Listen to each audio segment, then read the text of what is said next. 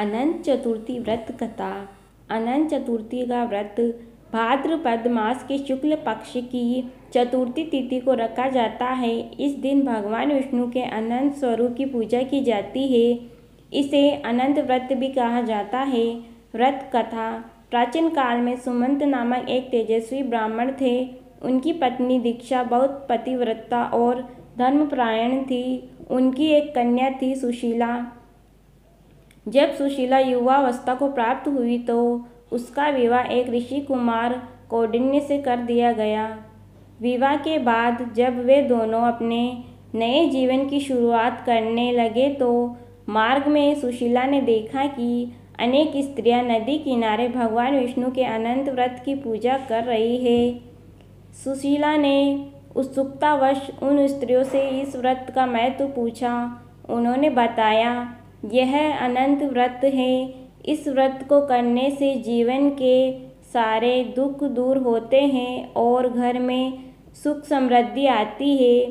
इस व्रत में शुद्ध रेशमी धागे को हल्दी से रंग कर 14 गांठ लगाई जाती है और इसे दाहिने हाथ में बांधा जाता है।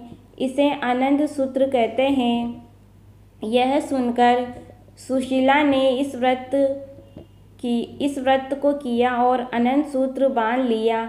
इसके प्रभाव से कौंडिन्य और सुशीला का जीवन बहुत सुखी और समृद्ध हो गया। लेकिन कुछ समय बाद कौंडिन्य ने वह धागा देखकर कहा, यह साधारण धागा है, इसमें क्या शक्ति है, और क्रोध में उसने वह अनंत सूत्र तोड़कर जला दिया।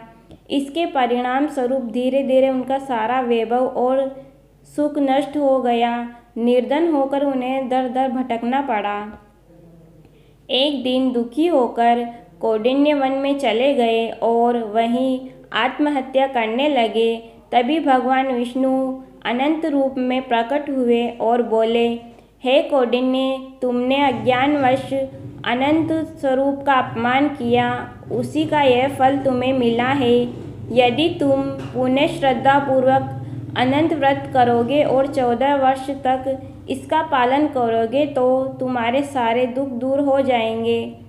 कौंडिन्य ने अपनी पत्नी सुशीला के साथ मिलकर पुनः श्रद्धा से अनंत चतुर्थी व्रत किया और अनंत सूत्र धारण किया। भगवान विष्णु की कृपा से उनका सारा कष्ट समाप्त हो गया और वे फिर से सुखी और समृद्ध हो गए।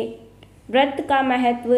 इस दिन अनंत सूत्र 14 गांठों वाला धागा दाहिने हाथ में बांधा जाता है। 14 वर्षों तक यह व्रत करने से सभी दुख, दरिद्रता और संकट दूर होते हैं। भगवान विष्णु की कृपा से परिवार में सुख, समृद्धि और शांति बनी रहती है।